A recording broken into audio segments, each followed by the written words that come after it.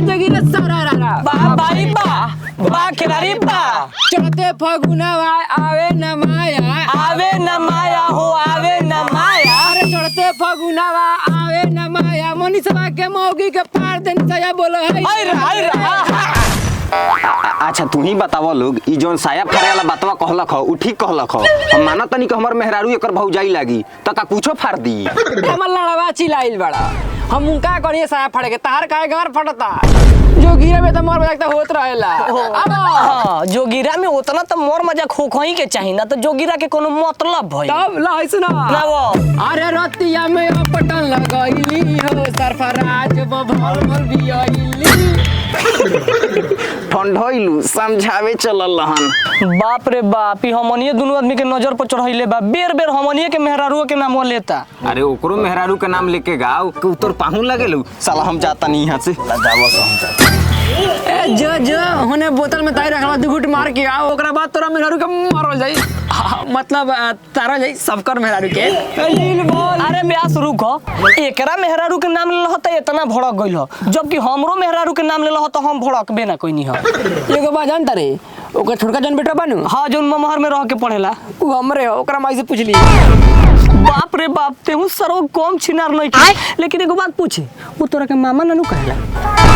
बाप रे बाप, एकर मतलब सरवा तेही पापी बाड़े जेकर कलंक लेके हमका पार पर ढोतनी कोहतनी को मधर चोदवा के सकल हमरा से काहे ना मिलेला। आ मिली का झाट में से जब ओकर बाप होई सरवा बा, आ तू सरवे कर जोरे हो में हम गावत रहो। और भर के चले मजा सर बताई में हमार क्या गलती बाटे? तोर मेहरारू छिनार निकल गइल बिया।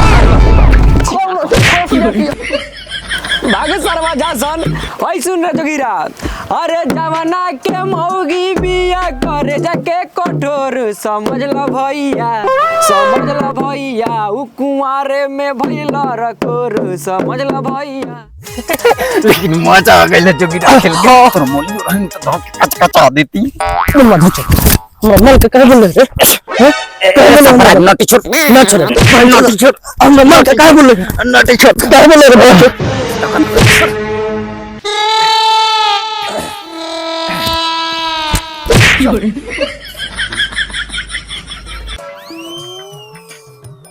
एकरी दाई चोदो पतो हो छिनरी बिया, नैहर छोड़े का नाम नहीं खेले त हई कुली काम हमरा करे के पड़ी।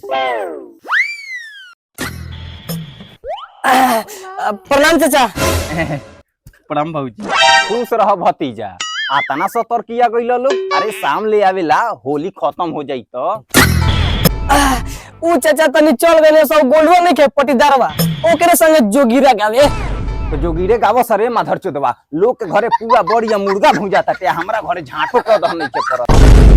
अब पतोहिया के काहे नहीं कस बोला लावत रे? मजा मारेला बियाह कइले बानी। ई बाबूजी होली बाद आई काहे के तार पतोहिया पेट से न बिया।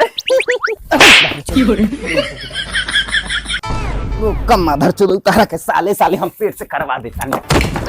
भल लइका भइल ख भल पेट से दिया। ई करीब छोड़ मुंगा दी हाथ के साथ बोल दे खाता।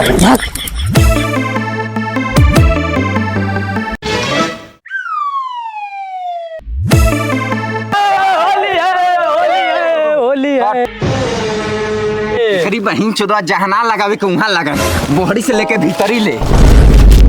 हाँ हाँ, ज्यादा भीतरी हाथ मत लगाई, ना तो गराही नापे के चक्कर में लार पदे चल जा। ए तारा कहला से छोड़ दी छिनरो, पूरा जीवन त भातार के चटैलू। तो हई फगुआ में देवारवा कहां जियो सब भैसा के लार चटे जाए। भाग यार, तने के जन करे के बाद जन कर सब जाता नहीं। जा जा एकरा का हो गली त बहान जो जाता। ए तरौआ कहला जाता नी, खोली अपन साया साड़ी के हम बढ़िया से डाली, ऐसा हूं फगुआ चढ़ते देवर भातार बन जालन स। रे मनीषो साला तोरा बुझाता कि ना रे? हौ खिसिया के उन्हें भागल जाता, इस सारे के बुझाता कि आजे भौजाई के साया में घुस जइहन। हां तो घुसिए जाए। एगो बात बताइयो, जब जब फगु आवेला नु हम भौजाई लोग के सोए साड़ी में घुस रहेनी, आ कबो कबो तो ब्लाउजो में हाथ लगा देवेनी। ए खाकले का झाट बनी, मुंह से बुलाई ना बोई छिना रो। ए चुप्पा छिनरो, धक पटक के रगड़ देम त सारा धाधाइले छूट जाई। ई साला दोनों के दोनों छाटल छिनार परन सो, ई होली खेले आल परन सो कि मौगई करे आल परन सो। रे छौरा रे नानू अइबे साला कोनो तोर मेहरारू हो का रे कि तोरा खराब लागत हौ। छोड़ चाहे जो घर जाके सूत वैसे भी ते पीला खइले बा आवा हमार मतलब पियले खइले बड़े जो घर जाके उ पियले बा खा कहाँ से ली ओकरा घरे छुतका नु पड़ल है। एक काम ना कर तोरा घरे त पुआ बड़ी बनल ना होई दादा तोर घरे बारन नु हाँ बारन तो उनका लाड़वा पर नीमक रगड़ के चाट ली है आ ना चटइयो ताकि हमार चाट लिए लेकिन भूखले मन सुती है। रुको साले तारा के मजाक कोई छुड़वाओ तानी।